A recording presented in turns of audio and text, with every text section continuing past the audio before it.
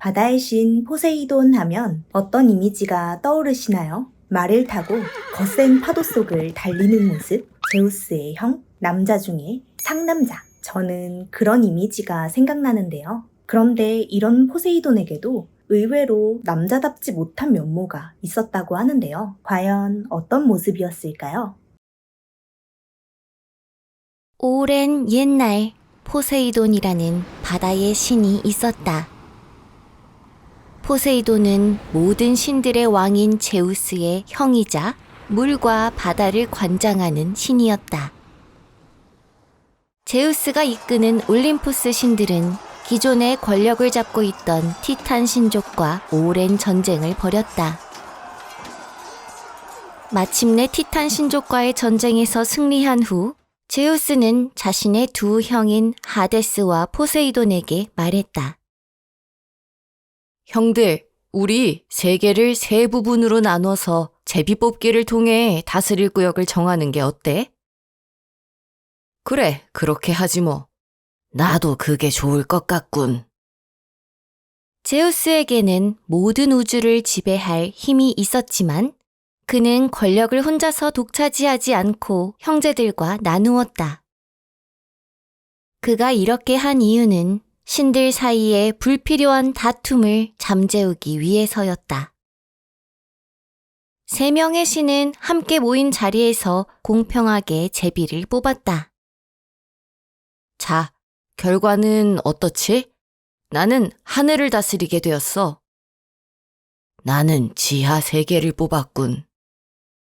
나는 바다를 다스리면 되는 거로군.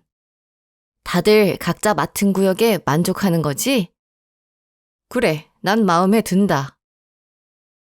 이렇게 해서 제우스는 하늘을, 하데스는 지하 세계를, 포세이돈은 바다를 각각 다스리게 되었다. 포세이돈은 바다뿐만 아니라 연못과 같은 작은 물도 다스렸다. 그는 거센 파도와 같이 거친 성격을 가지고 있어서 화가 나는 일이 생기면 무서운 폭풍우를 일으키기도 했다.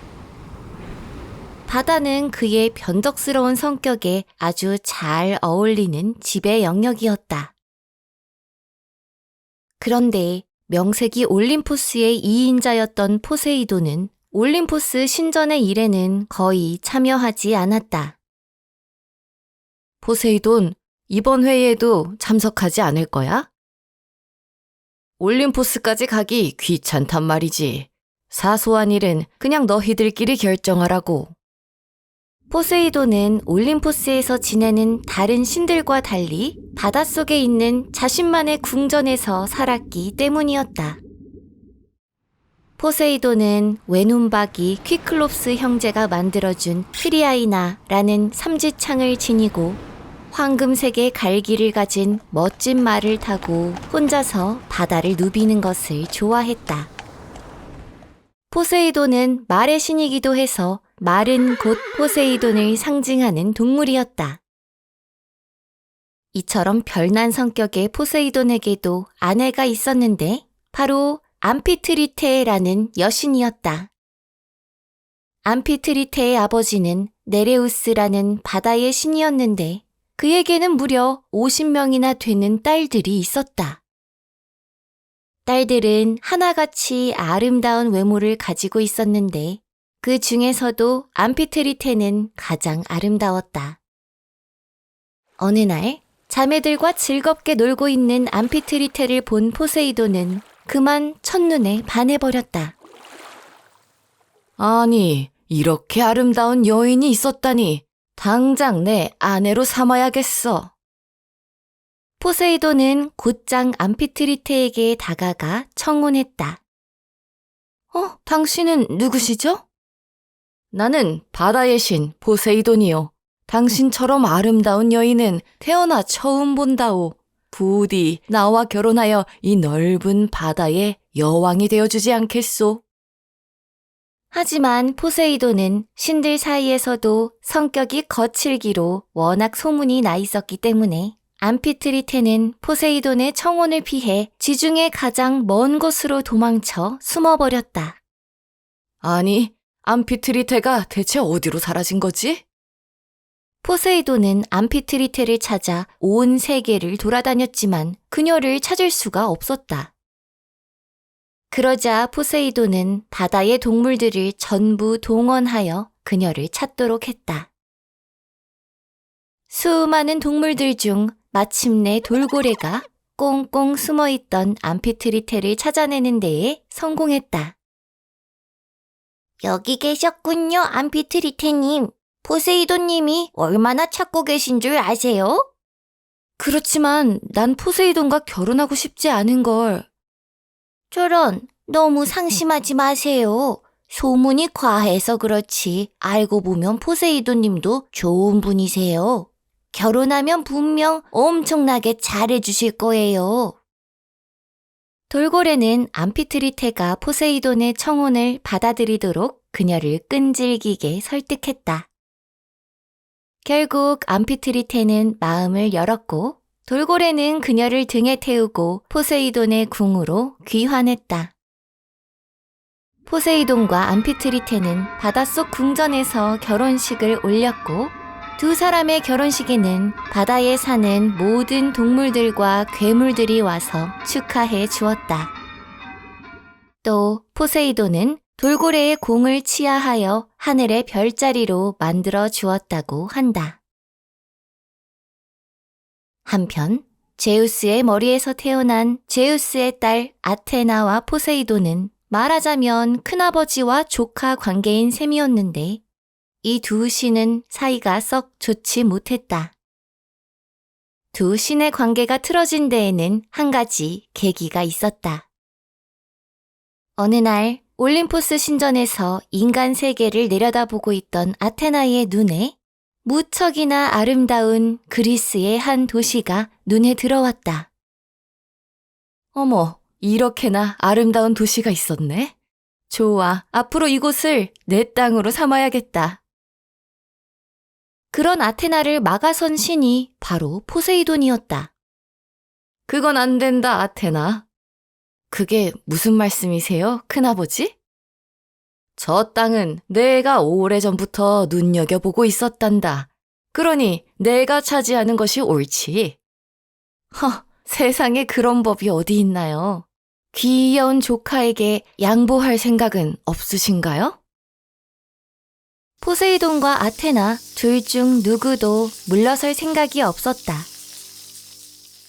두 신 사이에는 치열한 신경전이 벌어졌고 자칫하다간 싸움이 일어날 상황이었다. 이 상황을 중재하기 위해 최고신 제우스가 나섰다. 그렇다면 우리 신들의 회의를 열어 저 땅을 누가 차지하는 것이 좋을지 이야기해 봅시다.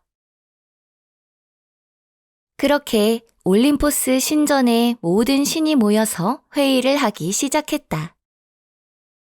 다양한 의견들이 오가던 중 미의 여신 아프로디테가 손을 들고 말했다. 저 도시 사람들의 마음에 드는 선물을 주는 신이 도시를 차지하도록 하는 게 어떨까요? 그거 참 좋은 생각이로군. 여러분들의 생각은 어떻습니까? 포세이돈과 아테나를 비롯한 모든 신들이 그 의견에 찬성했다. 회의가 끝난 후 포세이돈과 아테나는 함께 도시로 내려갔다. 두 신이 하늘로부터 내려오자 도시의 사람들이 웅성거리며 모여들기 시작했다. 여기 계신 포세이돈님과 저 아테나 중 누가 이 도시의 수호신으로 적합한지 여러분이 판단해 주시면 좋겠어요. 우리가 각자 선물을 하나씩 준비했으니 누가 준비한 선물이 더 마음에 드는지 말해보시오. 포세이돈부터 사람들에게 자신의 선물을 자랑하기 시작했다. 나는 말을 내리도록 하겠소. 이 말은 아주 튼튼한 다리를 가지고 있어서 원하는 곳은 어디든 빠르게 달려갈 수 있지. 이번엔 아테나가 준비한 선물을 선보였다. 나는 이 향기로운 올리브 나무를 선사하겠어요.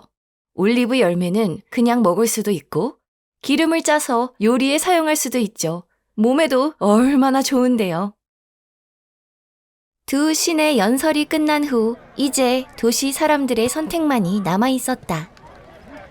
도시 사람들은 한데 모여 토론하기 시작했다. 둘 중 누구를 우리들의 신으로 선택하지? 말과 올리브 중 어느 것이 더 우리에게 유익한가?